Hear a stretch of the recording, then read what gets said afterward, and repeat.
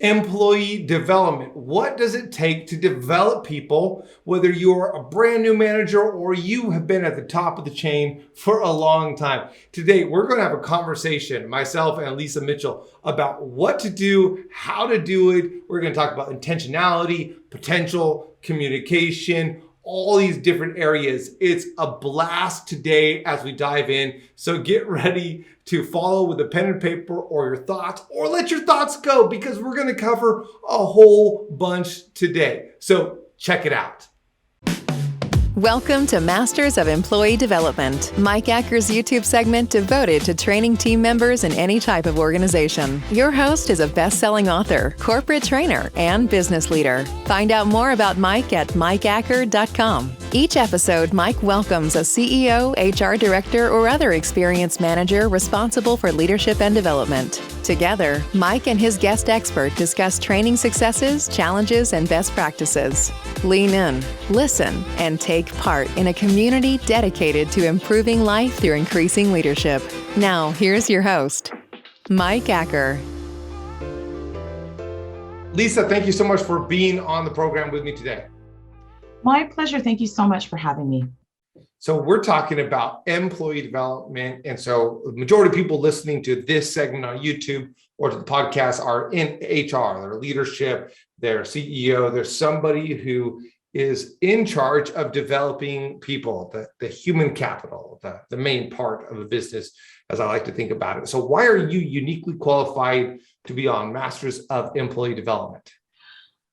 Well, it is a tall order. I've listened to some of your past guests and really impressive. So for me, I spent over 25 years in corporate Canada in senior leadership roles. My most recent corporate role was VP of Talent Management. So really overseeing organizational development, employee experience. I've also done some straight up HR, business partnering, and so on. So a lot of time in the trenches, as they say. And currently, I have my own consulting firm, Green Apple Consulting. So I'm a talent management thought partner and consultant, and I'm a results coach.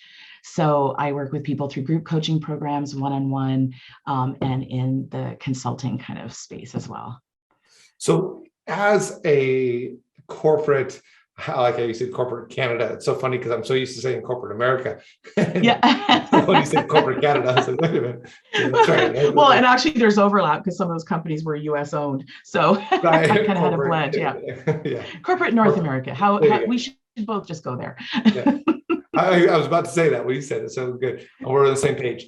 So as someone who's in that field and who got to be here and raise up and then raise up others, and now on the outside, you have a unique perspective because you've been in it and then you've been outside of it like I am right now as well. So when you come to this, let's put this whole idea of Masters of Employee Development and let's put a name on it. So who's someone that you've been able to be a part of, raise up, and help them experience success? So, it's really an easy question for me to answer because there's a very unique, special, talented individual, and I'm going to give her a shout out here, Christine Darnborough. And I've actually hired her in 3 different companies it was probably over about a span of 15 years in 3 different roles. So the first time she was a fairly junior trainer, newer learning consultant, and brought her into an organization, saw her grow and do great things. And then fast forward a few years later, I brought her in. It was more on a contract basis. She was doing a special project within the HR learning team. And then later on, I brought her into a 3rd company as my director of organizational development. So the reason she stands out, and I don't really want to take any credit here, okay? There's a reason why I kept going back to her. It's because when I couldn't find in the market what I was looking for, I knew I had to go to her. She wasn't necessarily the best qualified in each of those cases, but I think you and I agree, it's not always about experience and credentials. It's about, there's a bit of a je ne sais quoi, right, that certain people have. So she has this, I get it. Right? She gets along with people, plays well in the sandbox. People like her. She nurtures those relationships. She's also somebody who's not afraid to roll up their sleeves, and she's curious. She asks great questions. She comes with a learner mindset, right? Not why do you do it this way? It's, oh, interesting. So tell me how we got here. So that really works cross-functionally anywhere you go, even if you don't have depth of experience yet in a particular area. Now, you said it's not something that you really did, and you can't take credit for it. I'm going to say that there is something that you did that all of us can need to do as well. I mean, it is, yeah, the opportunities. I'm sure you provided training, but also just that belief that you just exuded right there in her, saying that, Yeah. hey, I got this role for her. She might not be qualified, but I believe she can get to that.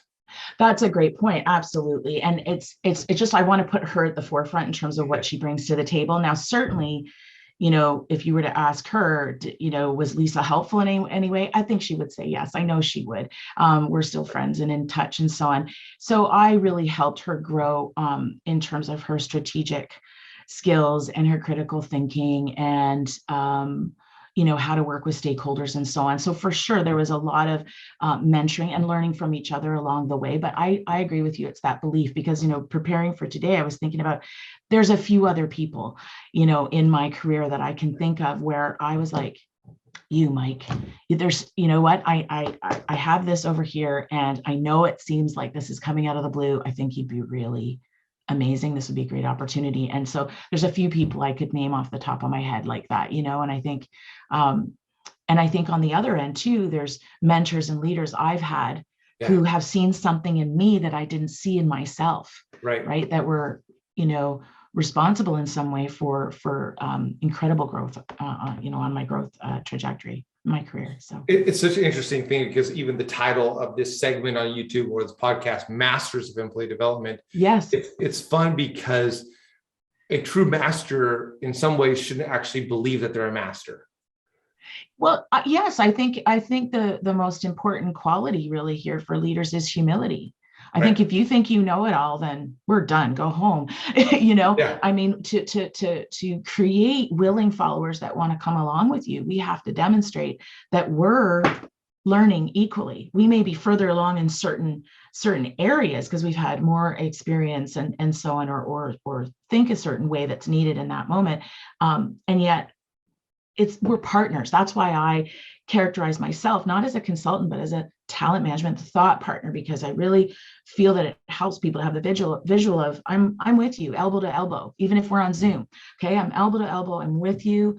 I'm helping you think through stuff out loud and put it into a framework and kind of bring some clarity to the mind swirl, right? So you can get where you want to go faster. Even when I just think about an email that I got yesterday about someone crediting me for how they've got into certain heights in their new endeavors, and it's been really cool. But I think I would go back to the same thing, like, well, she did it, but then she would say you did it, and there's this really cool relationship of two humble people who acknowledge that yes, they had a part in it and they played that part, but also crediting the other person. Which is a really cool part of development. It's not one-sided. No, it's acknowledgement of what everybody brings to the table. So as someone who's on the outside and someone who's been on the inside, what are some of the primary challenges in employee development? So I have a restaurant and I have 10 employees, or I have a retail franchise and I have a series of employees, or I have a large SaaS company and I have a lot of employees. What are some of the current challenges that you're seeing people face in employee development? So I think there's, given the pandemic and the work from home kind of wave that we've been going through, I think there's a disjointedness right now in terms of communication. People, it's constantly shifting. Some people are in the office, some people are out. Now none of us are in. It really depends on the company and who's considered essential services and so on. But there's this disjointedness to communication. It's not always in flow. So it's trying to figure out how do we, put systems in place to make that work better. And I think combined with that, you have very meeting heavy cultures, like exhaustingly meeting heavy, where people have no time to think, breathe, create, dream, make meaning of stuff, right? And I think that's a major challenge right now. And that's something I'm on a mission to help people resolve. There's also, I see it's funny because it started before the pandemic. I worked in some global companies and Canadian brands as well, where the work population was really widely dispersed in multiple locations, huge numbers of people. So it was also about how do you get to all of these folks and also make the learning meaningful for them and just in time, especially if you have a really wide array of roles and responsibilities and where people are and how much time they have behind a computer, or are they caring for people and they're not behind a desk, all sorts of different challenges related to that as well. I mean, the disjointedness is something that seems to grow as divisiveness grows. So we have divisive around topics, we have divisive around all kinds of different areas. So how bless you. There. That, I think it's the first time ever. Now, you should know this about me too, Lisa. I do a non-stop, no edit show. So right there, maybe we'll bring down the volume. It's okay. I have allergies. I might just throw one in there too for good measure. We'll see. I couldn't even get to the mute button in time. If you're just thrown off there, there you go. At least it's not like a yawn where now you just start a whole cascade. Okay, but going back to the disjointedness part here. Yes. It's disjointed because of the hybrid stuff. We have disjointed because of the move, and people are moving jobs a whole bunch. What is, and you talked about systems, what is a system that we can talk about, discuss, bring up here, remind people of, or teach someone? What is a system that can bring about some of this disjointedness? And then let's come into the meetings here in a moment, because I think that'll be a fascinating conversation with this. A lot of heavy on meetings. One of the very first gentlemen who was on this, he said, I let people fire themselves from meetings. I thought that was really interesting. Yeah, I believe in that too. That's an interesting way to put it. So it actually relates to, there's a couple things here. So I think the systems involve being intentional, right? Helping people understand that in order to become intentional, you have to be intentional about getting there. So carving the space and honoring it, right? To plan, think, do the bigger work kind of thing. Get to the bigger rocks, the most important stuff. Otherwise, you're just kind of barely keeping your head above water. And that relates to meetings. So one of the key systems, I think, is in the organizations I work with and also have worked in, there's too much of meetings for the sake of meetings to update people, stuff that could have been read. And people say, but people come to the meeting, they haven't read the pre-read. So then don't have the meeting. Say, go back, read it, and then come prepared. Like, you train people to live into what you're tolerating a little bit, right? So I think more frequent, shorter meetings with really clear expectations around why are we together? We're here to actually collaborate, right? It's because this isn't something that can be done in an email string, right? Or on a Slack board. This is something where we need to ask each other questions and be dynamic in our thinking, right? If there's background information and so on, let's take care of that before. So it's becoming more productive. So I think that's an important piece. Yeah, definitely with meetings, I like the aspect of having more conflict in meetings, and really where there's a disagreement and you're bringing it about, but always to know the purpose, because sometimes the purpose of a meeting is going to be that conflict and let's get to something. Sometimes the purpose of a meeting is to share knowledge. Sometimes it's just to get an update, but then tailoring the size and the time of that. I think the systems part is huge, because the system says this is how we do certain things. And if you have them quick to the point, it removes some of that disjointedness. What are some systems that you've been bringing in to some of the people that you've been working with, or that you did yourself? Yeah. So I talk a lot about it with my clients about this concept of embed and thread and how language precedes behavior. So if you want to have transformation or behavioral change or get people behind a particular way of doing things, right? How we do things around here, then you've got to get everybody on board with the same way of articulating that. What's the common language of values, of leadership behaviors, and how are we going to be accountable to ourselves and each other, right? So it's getting really clear on that. And then embedding that language and that accountability into everything we do. It could be from the president's town hall quarterly updates to the performance enablement program, how that's done, continuous conversations, how daily team huddles start, right? Embedding that language. And also, I think it's, back to sort of the humility conversation. It's remembering it's not just about leaders, like just filling people up with knowledge and tasks. It's a conversation. How do we create opportunity for dialogue, help? Because most of the time people know what to do. They just might need some help, from someone who can facilitate that discovery, right, of what they need to do. So that coach-like approach to leadership. So I think, I think about my last organization. We worked really hard to cultivate a culture of accountability. So it started with that language. We embedded it throughout systems. I was really deliberate in insisting that we not drown people in new models and frameworks constantly, because that was a bit of an issue when I first got there. It was, okay, let's tailor this. What's the most essential piece? And let's really, really give it some time for people for it to integrate, to kind of, the visual of the rocks with the pebbles in the sand, like let's give it some time to settle in, take root before we add anything else into the mix. So I think that's key in systems design, systems thinking. I think when you're talking about this accountability, if you can create a system where people are mutually accountable instead of just accountable to their boss, you're going to have an environment where employees are pulling out the best in each other and pushing for each other versus just always having to go into that meeting. I remember reading the Steve Jobs biography that came out several years ago. Fantastic read. And although I'm sure there's problems with this as well, one of the things that he had created in the culture was that it was all A players and A+ players. So if you had a B player come in, the accountability culture, the systems, the follow-up, the vibe, the communication, all of that right there would cause that B person to feel so uncomfortable that that B person would eventually leave because they knew that they didn't even belong. So it wasn't accountability straight up. It was accountability like, hey, we're doing our job, you're not doing yours, pull your weight.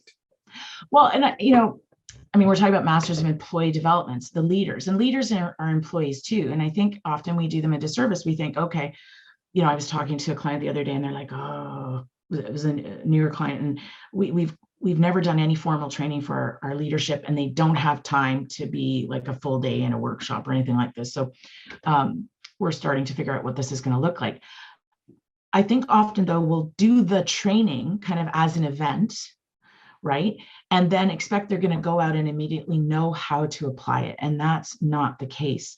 So when I was referencing that culture of accountability, through that language and that embedding in all of our systems and tools and constantly talking about it and how, communicating with the employees and taking their questions and refining, it became so that it was second nature. So the leaders now, that created some accountability. They weren't just, I see a lot of lip service, right? The leaders get the training, but they go out, they're not sure how to put it into play, right? And so, or they might say, yeah, thanks for that. I'm not doing these performance conversations the way you told us to, or, I'm going to do it my own way, right? Whatever it looks like. But you've got to create buy-in with that constant dialogue and conversation and showing, modeling the way, giving them an opportunity to try stuff out and then debrief on it. What kind of models have you seen that are going to work the best for that? How do we, so say there's a company, someone is listening right now going, okay, that sounds good. Where do I start? Like what are the steps I'm going to take to get to that spot? Well, you know what? This is going to sound kind of maybe too simple. I'm all about decomplexifying, however. So I think the simplest thing is linking into that language, have a strong set of values that it's not a list on the wall. It's co-created with employees, right? And refined and seen as something meant to evolve, and also get really clear on the leadership behaviors and employee behaviors. You can call them core competencies, leadership competencies, whatever you want. But like, what does it look like in terms of how we want to get the work done around here, right? So it's not just the skills and the experience that you bring to the table, but it's how we show up, how we cooperate, how we collaborate, how we innovate. What does it actually look like? And then actually distill that into specific examples. Because sometimes you have these lofty sort of competency statements and people are like, but I don't know, what does teamwork actually look like for me when I'm a solo programmer, right? Okay, well, let's define that. So I think that's where I've always started. Let's get really clear on that, right? And then get everybody involved in some way, always really, really important. Get that involvement to get that buy-in, and then start baking it in and building in the feedback loops, right? For everybody around that. And the feedback loops, even coming up with a system for that, whether it's like, hey, we're going to do feedback loops, like we're going to create, everybody does, for example, I was running a team, and every single Monday we had a simple survey for people to fill out.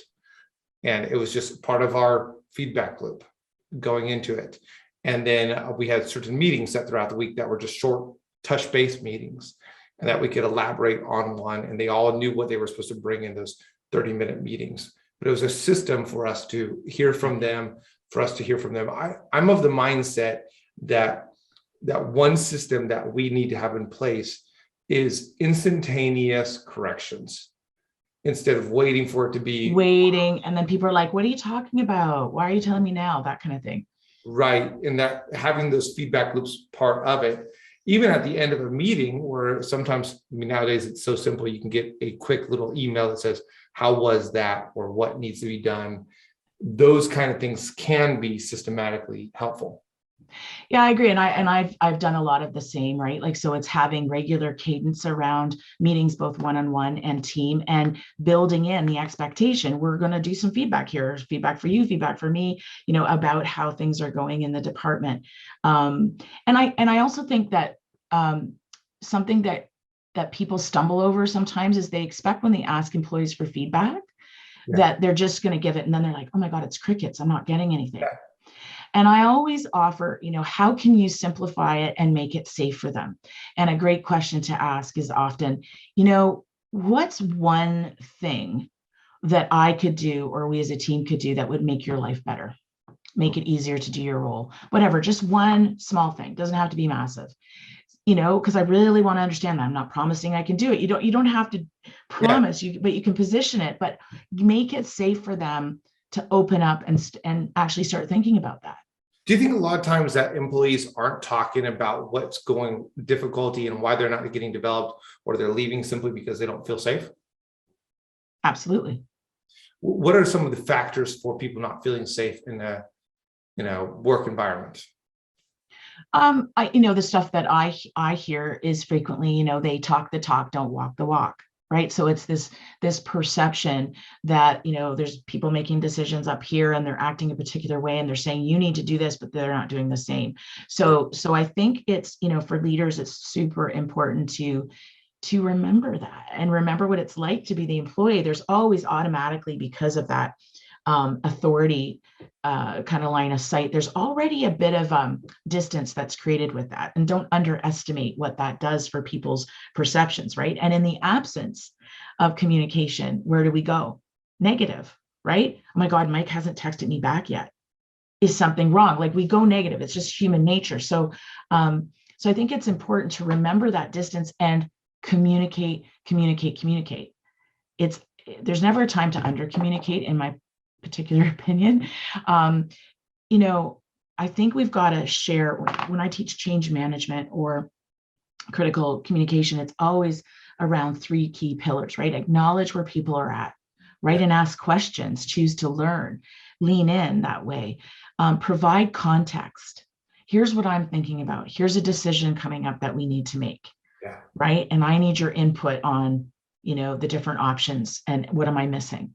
So it's give context, get context, and then involve people to the degree you can. If a decision's been taken, fine.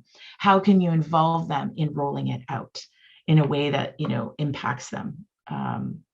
If people feel like they're out of the loop or they don't have a say, I think they disengage, they feel unsafe, and they're more likely to answer that recruiter's call. Right. And then we have been playing a part in the Great Resignation. We've lost somebody that we didn't necessarily want to lose in that regards right there. The safeness is, I think, is a huge aspect of employee development.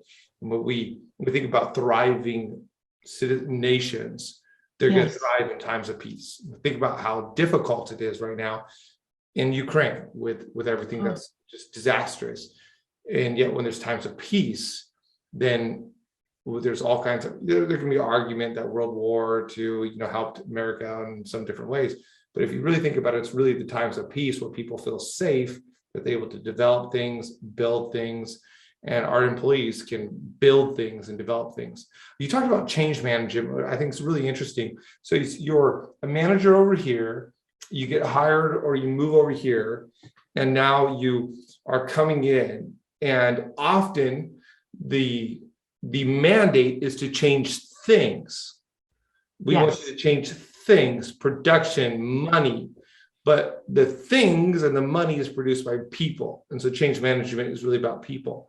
So talk to us a little bit about someone who's listening right here going, I'm going to go from this employee development situation and I'm going to come over here. What are some things that they need to be aware of as they come into this new environment? As a leader, do you mean that they're coming in as the leader? Yeah. Okay. So are you familiar with the First 90 Days book by Michael Watkins? Yeah. So it's an older one now, but there's some really, really useful thinking in that book if you're not familiar with it, for the listeners. I think I was gifted it for one, and then no one ever followed up on it. They handed it, put it on my desk, and here, read this. And then do anything with it. So I think I read part of it, and then I was like, are we discussing this? Oh, that's sad. And then I'm reading it going, well, no one else is doing this. Anyway, so that was just. Yeah. Well, again, it comes into that embed and thread and baking it in, right? And creating a common language, like in the organization where I use that book, we actually supported HR. I was in HR at the time.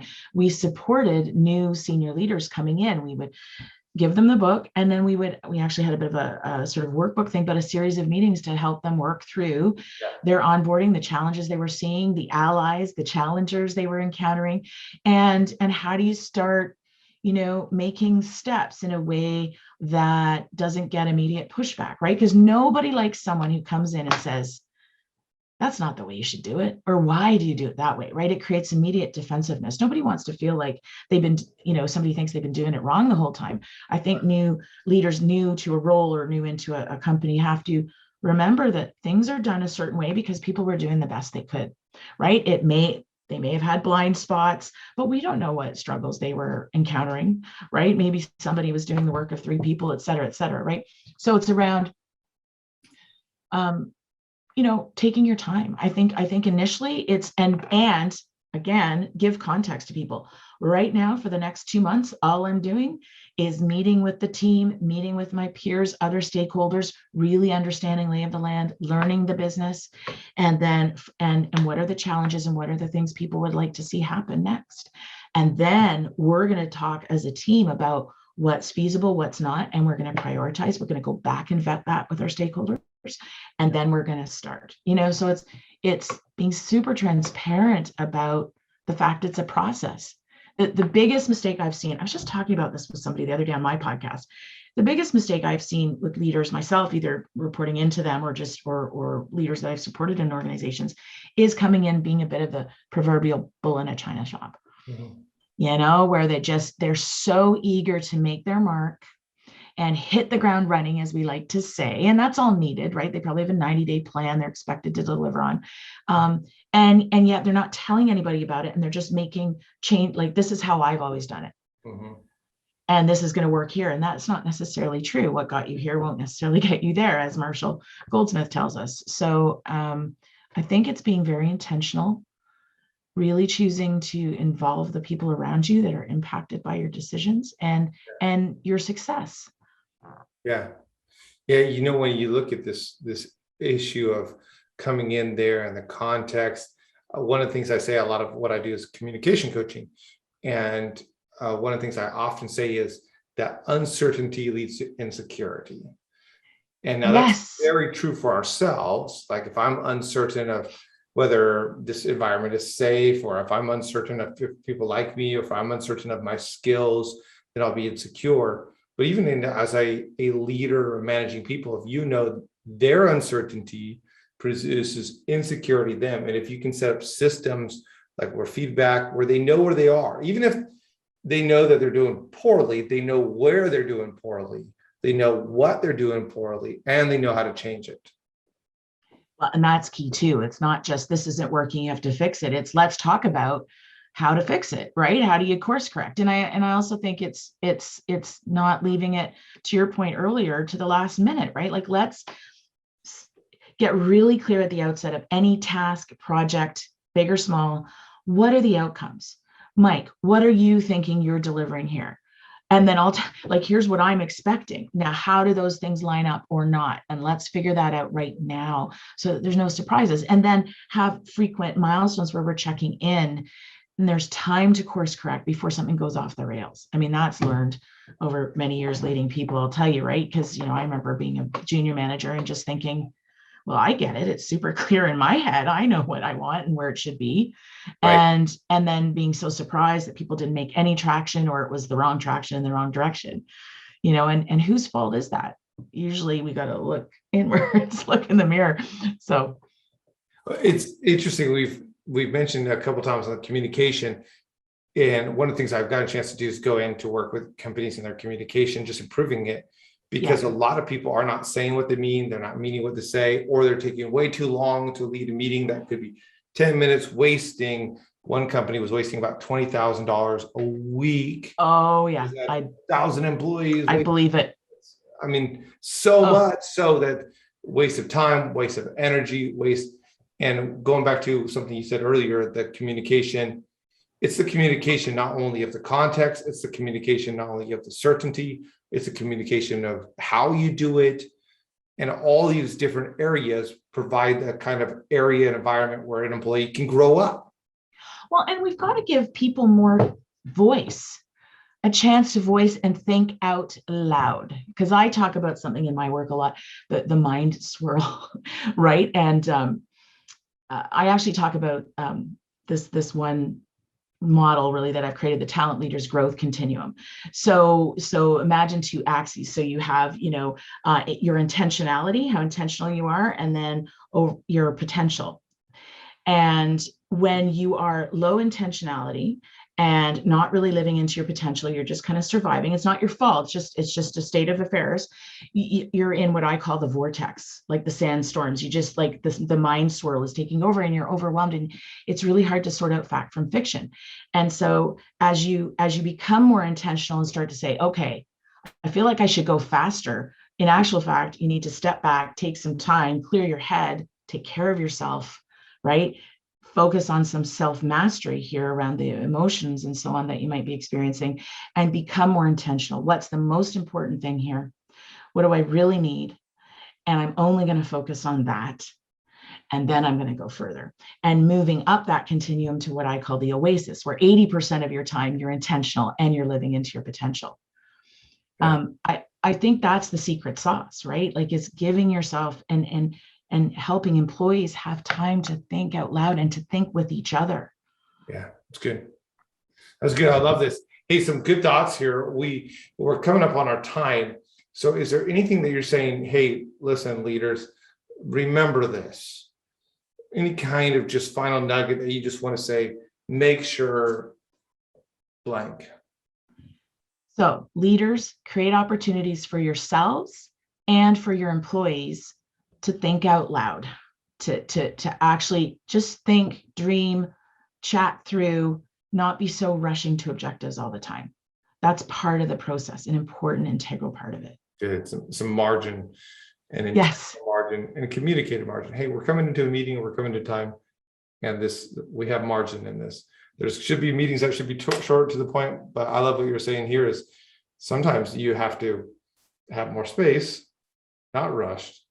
Just make sure you're letting people know that you're in that one of those kind of meetings. Yes, absolutely. It's all about, right, giving the context, right? I love that. I love what's the outcome there. Yeah. Well, this is fantastic. People, where can people find you, Lisa?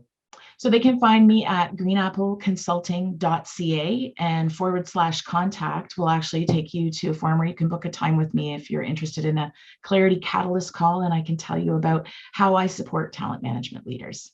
Fantastic. This is great. Lisa, thank you so much for sharing this, for having a conversation with me and going. My pleasure.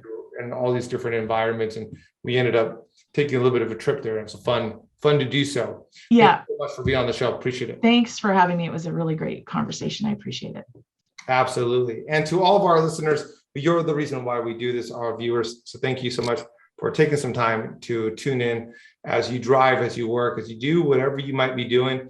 Make sure you like, subscribe, comment, share, pass this on, and look up Lisa, and we'll have all of her contact in the show notes as well. So until next time, this has been Masters of Employee Development with Mike Acker and Lisa Mitchell.